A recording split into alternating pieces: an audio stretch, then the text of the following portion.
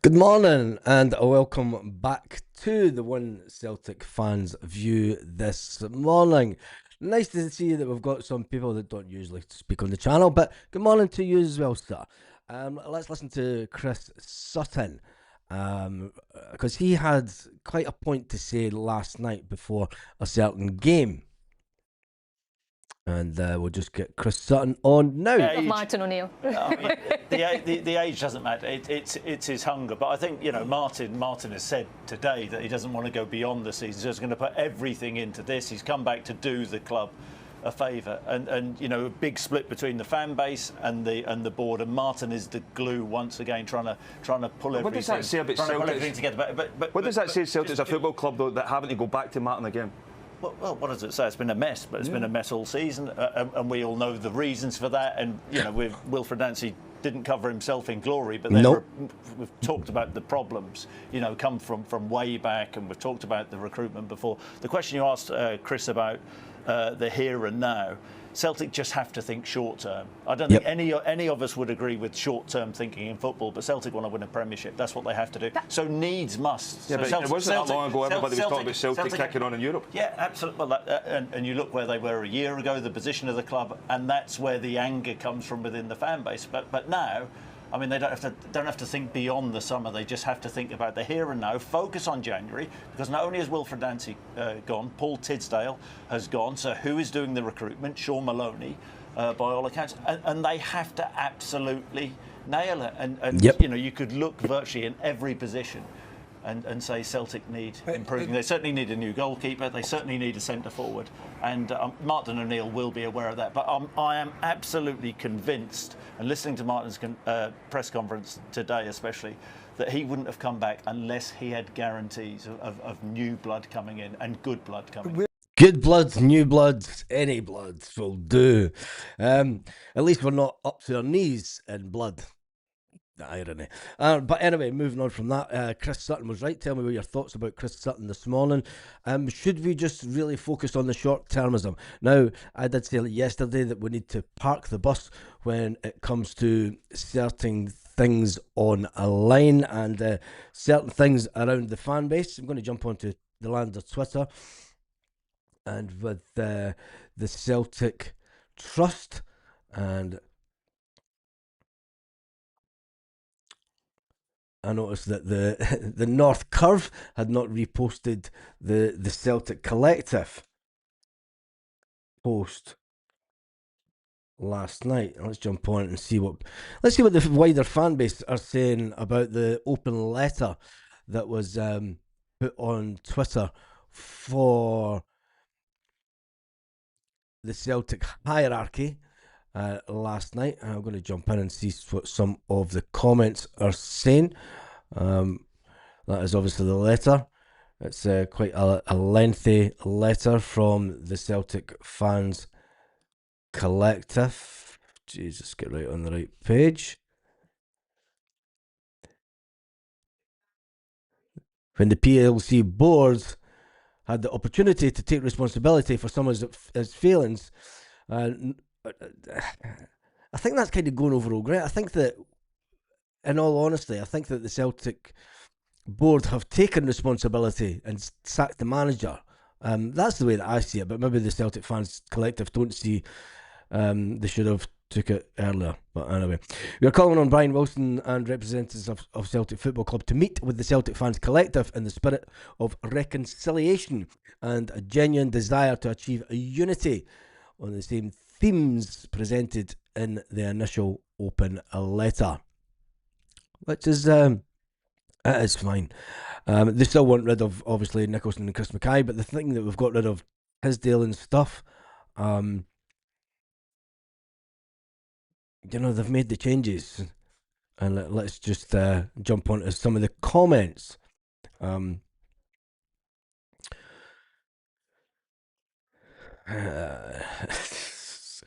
Hi, Mr. Desmond. Sorry to interrupt you this round.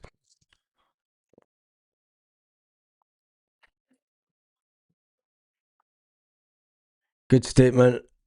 How can we get unity, Mr. Wilson, if you don't communicate with your supporters?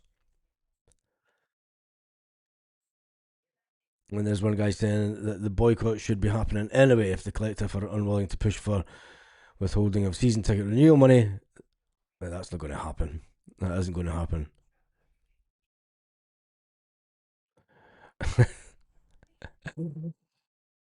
So there you can see some of the comments.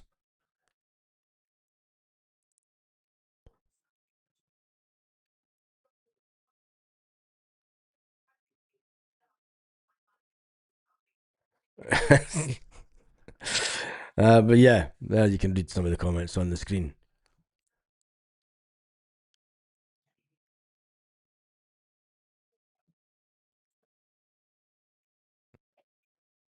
So I'm sure that will still get some fans back up. Some fans will say, excellent, boycotts cancelled. I think that it's only right that any boycott should be cancelled at this time, due to the fact that we need to get Martin O'Neill on his feet back under the table. And listen, the board made the changes that some of the Celtic fans collective have been calling about. So anyway, let's jump into some of the comments this morning. Short-term goals, end of the season, then regroup and build a new team with a new manager in the summer. Yeah, and I think that it comes down to the fans as well. The fans need to put on hold, and I'm not saying let's forget about trying to get rid of Nicholson and Chris Mackay. I mean, they're still on a watch list as far as Celtic fans are concerned, but we find ourselves in a strange position this morning when it comes to football in Scotland at this time of the league. We do find ourselves in third position, which is a position that Celtic at this time of the season very rarely finds itself. We are quite a number of goals. We're 9 goals behind Hearts. We're going to have to go in. The realistic nature of the Celtic Football Club, we are going to have to win our next 4 games, 5, 6 games. We're going to have to win them at least 3-0 every single game without conceding. Now, we know that we need a new goalkeeper. Is Sanisalo up to the job? He was brought in as a long-term replacement. He did fine last season. I think that playing at the back 3 did not help him. I think that if we were playing in a back 4, maybe 2 of the chances that was scored against Sinisalo may not have went in, because the defence would have done a lot better. I think the one that was the curving shot that kind of went away into the top corner, there's not a lot Sinisalo or Schmeichel could have done about that. But the fact that we find ourselves in third position in the league this morning is it means we're not here for a meltdown, we're here for a fight back. And that's the difference between Celtic Football Club and a lot of other clubs around Scotland. Their fans may go into meltdowns and think that, we've achieved what we wanted to achieve. It only took us 34 days of the manager, but the damage that's been done in those games, it's not inconceivable that Celtic can fight back between now and the end of the season, and hence the reason that Martin O'Neill was brought in last night or yesterday.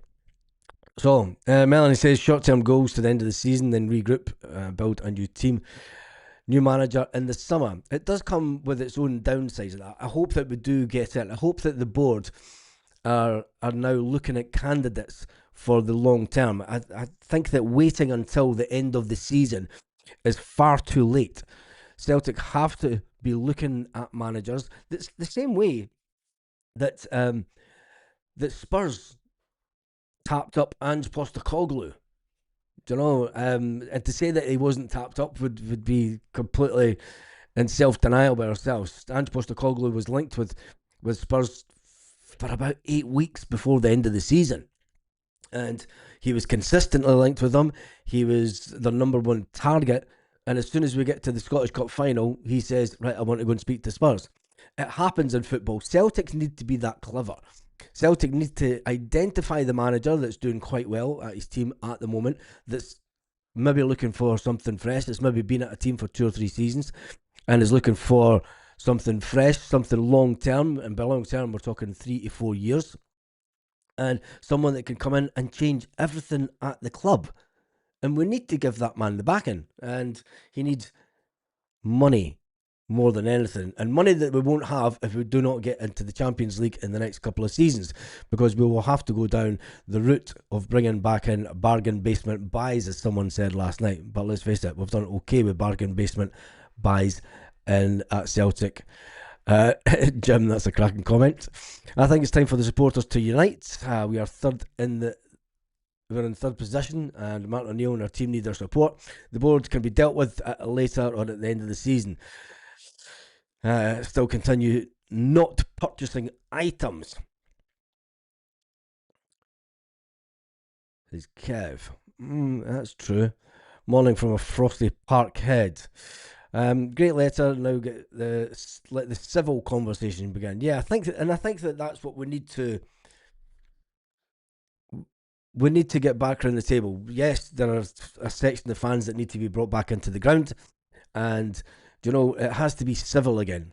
The open attacks on the hierarchy at Celtic needs to stop. You can't go out there and personally attack people and their families and expect them to be okay with it, because they won't be okay with it. And there are repercussions, hence the reason that the Green Brigade are out. But anyway, that's enough of that. We need to stop the infighting and now park the bus, get this league back home at the end of the season. We could give any chance to get the other 40 million for Europe. But then comes its own issue as well. We bring in players just now for Martin O'Neill. We think short-termism, and we get in players just to get us over the line. We then have these players for next season. We then have a new manager that comes in the summer. If we can get the manager in straight away at the end of the season, just like what Ange Postecoglou did when he went to Spurs, if we can get him in then, he has a handover from Martin O'Neill. Celtic are in conversations with this guy weeks before we make the official offer. Have him looking at the team. Have him speaking up Martin O'Neill. Have a decent handover. And then we can take it from there. We win against Dundee United, Falkirk and Hearts, we will win the league. These are defining games. They are defining games, but the fact that Kasper Schmeichel may be in goal for those games is the downside. I think that the majority of fan base do believe that Kasper Schmeichel is past it. It's no disrespect to Kasper, he's had a fantastic career, but a 38-year-old, and some of the goals, a younger, nimble keeper, a more athletic keeper, maybe would have got to some of them, because there was definitely 2 goals in recent games that a younger Kasper Schmeichel would have been saving all day long. Definitely needed 2 strikers. Don't play both at the same time, but back up. Kenny and Shin, not the quality we need. We're short in term quality now. I think that I've said that Johnny Kenny, any other time in his Celtic career, if Celtic were in what we would class as normal mode with a couple of good strikers, Johnny Kenny would be third choice striker all day long. You've got to remember, at the end of last season, Brendan Rodgers said that him and John Kennedy had spoke about Johnny Kenny. He wasn't first choice striker. They had to make a decision whether to let Johnny Kenny go out on loan again this season, as they knew he wasn't ready to be a first choice striker at Celtic. Brendan Rodgers thought he was going to bring in another striker. We still had Adam Ida. That's your number 1 and 2 strikers. Johnny Kenny was going away down the pecking order. He wasn't going to get game time. Brendan Rodgers' exact words were, we're looking to see whether we put Johnny Kenny out on loan next season just to get him game time. We've put a lot of pressure on Johnny Kenny, and I think that it's unfair on the young guy. I've said it several times. We put pressure on Adam Ida because he was Irish, and some people didn't like the fact that he was only getting picked because he was Irish. He scored 29 goals for Celtic in a year and a half. Johnny Kenny, Brendan Rodgers says, was the most clinical finisher at the club within 25 yards. But in the same breath, Brendan Rodgers said he's not number 1 striker material yet at Celtic. You have to have certain qualities to be that number 1. And yeah, we do need to bring in a number of strikers. The Sheep were woeful last night. Yeah, they're on so much of a downfall. It's unbelievable. I just want wins. We can worry about the goal difference after a few weeks. Yeah, we need wins. We need to get back to stop conceding. Now, will Martin O'Neill go to a 4-2-3-1 formation that he kind of played before at Celtic, with the two holding midfield players? 4 in defence. We need 4 in defence at Celtic. As much as we would like to go 3, we don't have the players that Martin O'Neill had his first time round. You know, Yusuf Al-Harn and players like that were, and Bobo Baldi. If not replacing Casper, more rotation between them so we can see who's better, to be fair. I do think that Sinisalo does need more game time. He is a fantastic keeper. The keeper can't go from being as good as he was last season in the run-in when Kasper Schmeichel was out for, I think it was 6 weeks or something. Sinisalo come in and done a fantastic job. Brilliant job. He has one game where he concedes 2 goals. The team were all over the place that day.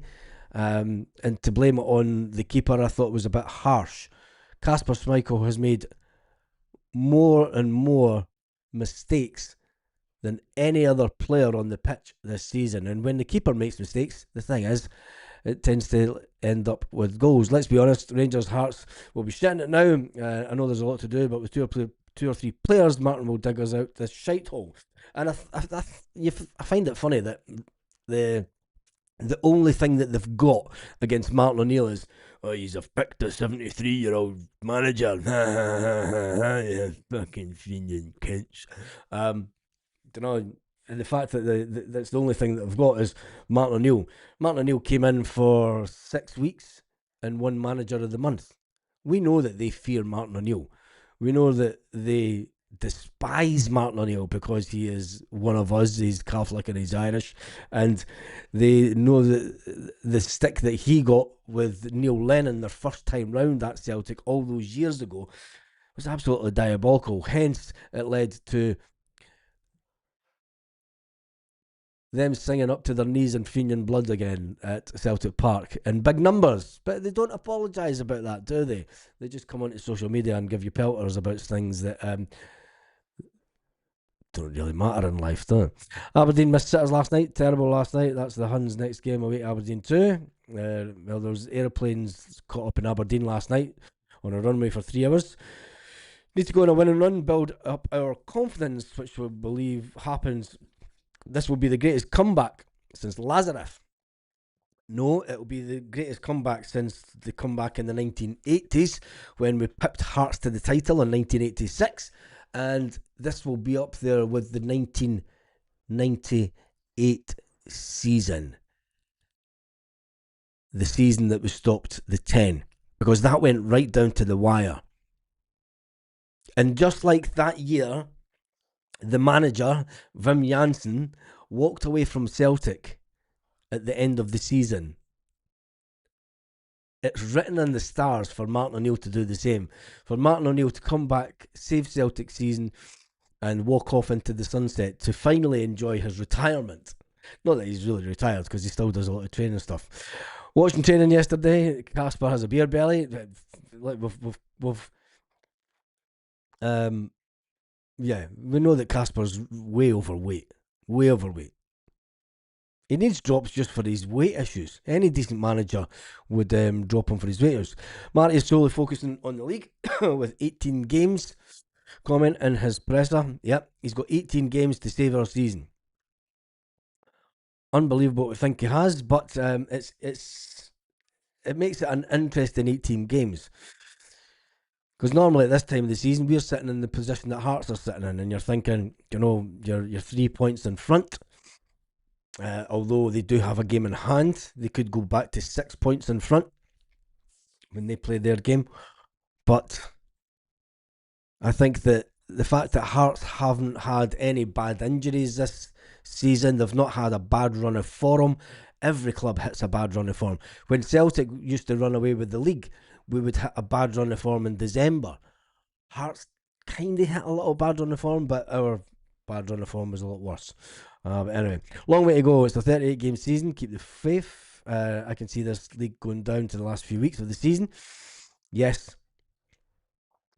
for a neutral it will be great, and it's something that we've maybe looked for a while in Scottish football, to be honest. You know, a bit of competition. We've now got the competition. Let's put our big boy pants on and heads up and then move on and win this league again, because that will destroy them. That will utterly destroy them if we come back and win this league after being so bad all this season. You know, it will be of 1986 to Hearts all over again. They will disappear for years to come, and Rangers will just have a complete meltdown and collapse, as they always do, because they think that they're in pole position and that their friends from across the other side of Scotland will capitulate and allow them to head to the top of the table. Martin O'Neill's back to say otherwise. Casper isn't only letting in easy saves, he's causing game-changing situations as well. So anything is better than just, Casper Schmeichel has cost us by his last season. Sinisalo was way quicker with his ball distribution, way faster at getting the ball out. Sinisalo didn't like the ball out at the back, remember last season, and he didn't like passing it out to the defenders. He wanted to play it longer and quicker to get the team as far away from his goal as possible, because that's what keepers want. They're not wanting pressure put on him. Casper Schmeichel trying to roll the ball out to the likes of Callum McGregor and stuff, who are sitting on the front of the box, to play this Brendan Rodgers style of football that we've reverted back into over the last couple of weeks, when it all disappeared. I mean, it came out last night, it came out yesterday, that the manager that's just left, Wilfred Nancy, had no words of encouragement to the team at half time, no solutions. You know, it was just the same mumbo jumbo, and he kept repeating about them playing their game and doing this. He had no words of encouragement about getting the players to go out, and hence the reason that he's been sacked.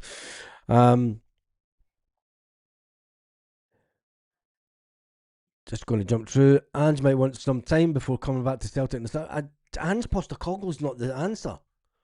He's not the answer, and Ange Postecoglou will not look at Celtic as a 4-year plan. He's never been at a club for 4 years. Stevie Clark, if we get the time right after the World Cup, that would be fantastic. I don't think that he would get the support of a lot of Celtic fans. I think he's better up at Aberdeen or a club like that, to be honest. Although Scott Brown has been linked with Aberdeen, and Neil McCann has got the Kilmarnock job. It's a great away day, but I hope they get relegated. Morning from Barcelona. We have to get the next manager signed up well before the end of the season.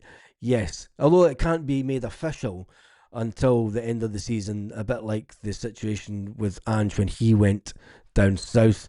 I think that we do have to have him spoken to quietly, and it can happen. It does happen. We all want the board out, so why keep talking about new managers, players, when we don't know where the club is going? There's only two players. There are two people on the board that we want out now, and I think that will come with time. So, you know, we have to get new players in. The club can't stop business because it doesn't know who the next manager will be. You know, we have to bring players in. Just now, it's just crazy talk. We have to focus on short-termism. And Chris Sutton said it. Chris Sutton said the fact that Celtic and football never normally think about short-termism, and it's not something that anybody would want us to do. But I mean, Martin O'Neill. The age doesn't matter. It's his hunger. But I think, you know, Martin has said today that he doesn't want to go beyond the season. So he's going to put everything into this. He's come back to do the club a favour, and you know, a big split between the fan base and the board. And Martin is the glue once again, trying to pull everything. What does that say about? Martin's the glue that's trying to pull everyone together. The board's got what they wanted, self-inflicted title challenge. I don't think that they would have ever wanted that, but it's all about opinions, which I give out. Back the team when they're winning, but go berserk when we lose a couple. What the fuck? back the team, win or lose. I think that you could say, I'm going to play devil's advocate here. You could say that a lot of the supporters don't back the team when we're winning, because the noise in Celtic Park would say otherwise for the best part of 90 minutes of a game. People not singing. Brian Wilson, you need to speak now to resolve any issues. Yeah, he does that. Seems like this is the best chance to get the Green Brigade and the board sat down if they can.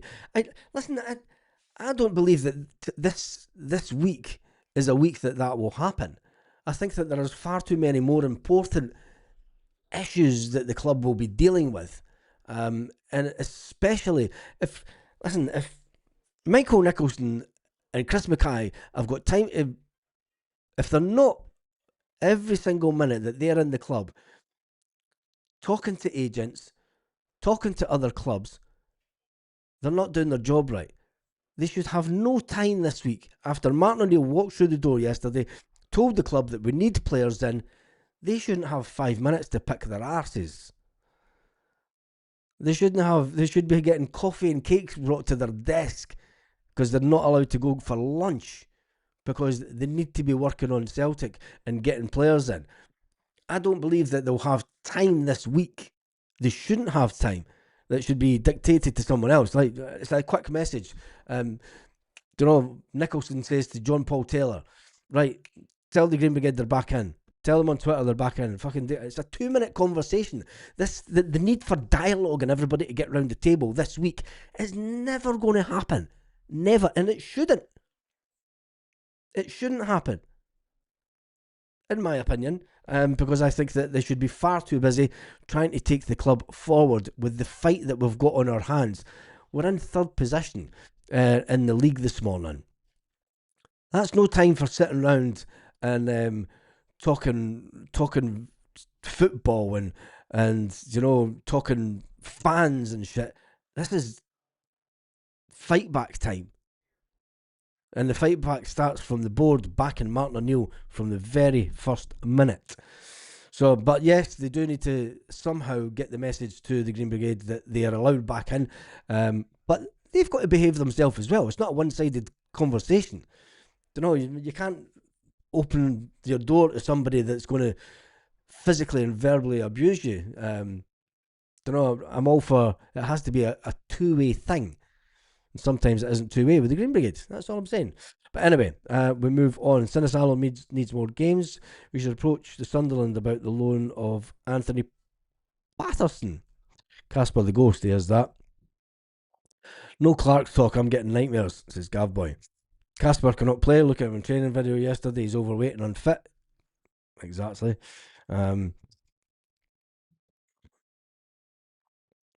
Amor is another 3-4-3 stubborn guy. Oh, yeah, this is true. Went to the Celtic shop yesterday and I said to the Celtic girl, I bought a Wilfred Nancy calendar. No, you didn't. Celtic did not have Wilfred Nancy calendars. He came in December. There's no way would Celtic have had Wilfred Nancy calendars. Oh, Jesus. Sinisalo was vocal, active, faster, focused in his time. He needs to be in for Saturday. Casper is costing us at least one goal in every single game. No confidence. Yeah. This is the first time that we haven't had a game every third day and gives Martin O'Neill, Sean Maloney and Fozzie more time with the players than Wilfred Nancy had. So very true. So very true, my friend. Brendan Rodgers is a failure and had anything to say counts for nothing. Yeah. Kenny's shock finishing. Casper's overweight. Adamida had 20 games since leaving us. He's only scored 3. Another failure. I have no idea. I tend not to, like I say, I don't watch players once they leave Celtic. Casper's due for his free bus pass. Yeah, he is that. Kenny would be a good fit for Dundee United on loan. Well, it's a good chance, but he's not going to go out on loan anywhere now. He may go out on loan if Celtic this summer have two really good strikers in hand. They might get in. They might put Johnny Kenny out on loan then, but I don't know. Not too sure. Maybe Johnny Kenny just needs to learn of a more experienced striker. Raw talent can give you a lot, but sometimes you just need, when you step up levels, sometimes you just need an older striker there. But then maybe he's not going to make it at Celtic. Maybe he just needs the reality of, doesn't matter how long he stays, he's never going to turn into a Lee Griffiths type player for us, is he? Schmeichel does not have the quick reactions. Sinisalo, Aberdeen Cooper looks really good. I'm going to Kyogo, Adam, Ida, etc. can all stay away. Yeah. They're all done for me as well. Martin will stick with Casper. That's my 3 years. That's my fear as well, as a 73-year-old god.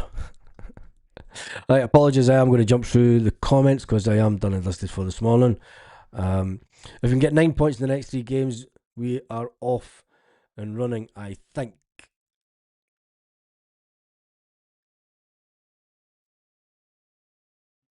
There's one thing for sure, the fight back has started yesterday. Other clubs can say what they want about the fact that we've brought in a 73-year-old manager.